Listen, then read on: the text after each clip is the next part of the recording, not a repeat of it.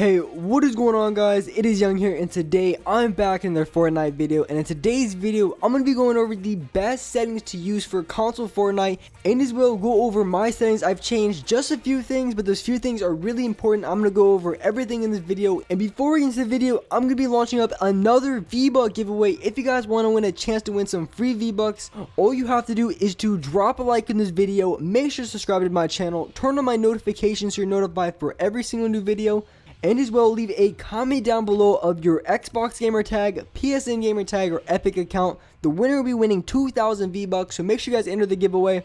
And alright guys, let's get right to the video. So in this video, I'm going to be going over all the settings that I am currently using and the best settings and the settings that you guys should be running in Fortnite. And of course, everybody's settings is going to be a little bit different depending on your playstyle. But pretty much everybody's settings should be pretty similar in a way that shouldn't be too much off. If they're completely out of the ordinary, then they probably aren't the best settings that you should be using. And in this video, I'm going to focus a lot on sensitivity because late in Season 5, I would even say I was changing my sensitivity for a solid month in Season 5. I tried anything from a 7.7 to a 10.10 because really anything like 2s and 3s, you really don't want to use that sensitivity. It's completely garbage. You wouldn't even think about using that sensitivity in Fortnite. I would say anywhere between a 7 sensitivity and a 10 sensitivity is really good. I'm going to go into what settings that I use in the sensitivity that I've been using and what I used before. So like I said, I changed my sensitivity from anything in between a 7.7 and a 10.10. Some people use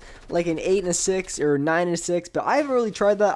Like I said, I've tried everything from a 7.7 to a 10.10. So I'm going to be discussing what I learned from using those sensitivities and what my sensitivity is now based on what I've learned from using those sensitivities. So first, I want to put on my screen what my settings are and the sensitivity that I am using. So these are the settings that I'm using of now. I have my X sensitivity at an 8. I have my Y sensitivity at a 7. Controller targeting sensitivity, pretty much your ADS sensitivity on how fast your sensitivity is when you aim down your sights with an assault rifle, with a shotgun, or anything like that. I have mine as a 0.3. Controller scope sensitivity, that's the sniper sensitivity. I have mine as a 0.5.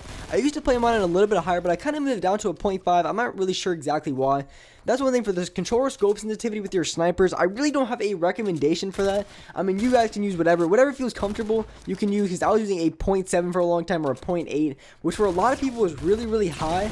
But now I play on a 0.5, so that really doesn't matter too much. Just find whatever you're comfortable with. And then I have my HUD scale at a 0.85. So first, I want to start on sensitivity.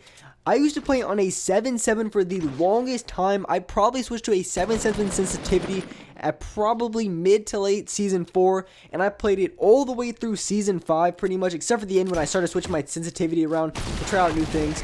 But I was using that sensitivity for months on end, and it was a really good sensitivity. I would highly recommend that sensitivity.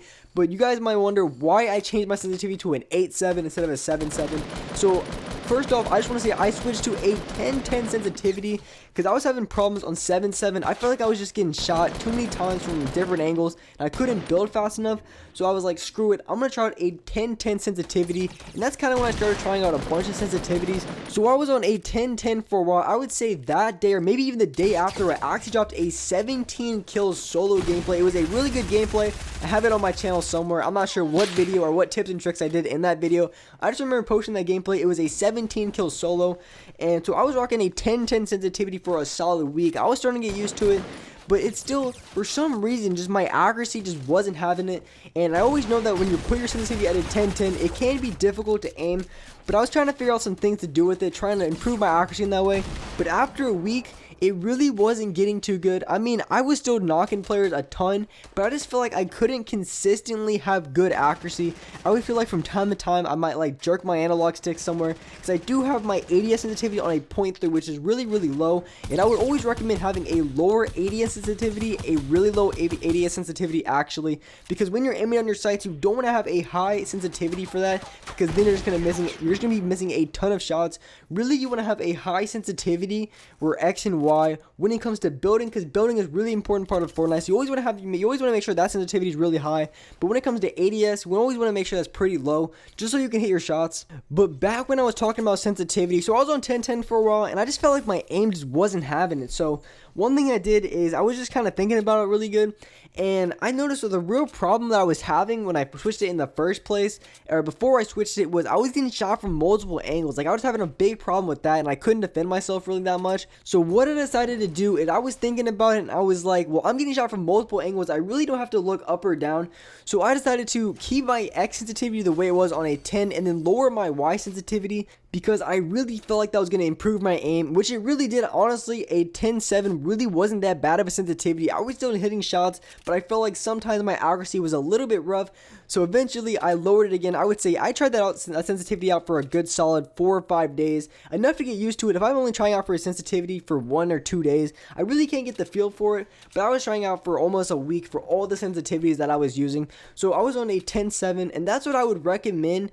So if you want to keep that higher sensitivity when it comes to building, I would always recommend having a higher X sensitivity than a higher Y sensitivity. And that's why I have it now, is because when it comes to aiming, I feel like a high Y sensitivity is the only sensitivity that's really going to mess you up. Because if you're building, a lot of times in the build fights, you really don't have to look up or down really fast. For me, it was more getting shot from the side, so building left to right really fast was really important for me.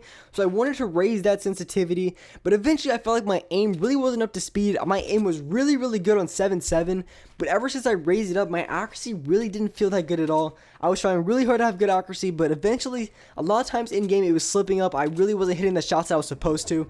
So eventually, I lowered it again. I moved it down to a 9-7, which also I would also recommend the sensitivity. It's actually a really good sensitivity, but for me personally, I was using it for a little bit. The building was very quick, which is another plus. The only thing was, I just feel like I wasn't hitting as many shots either.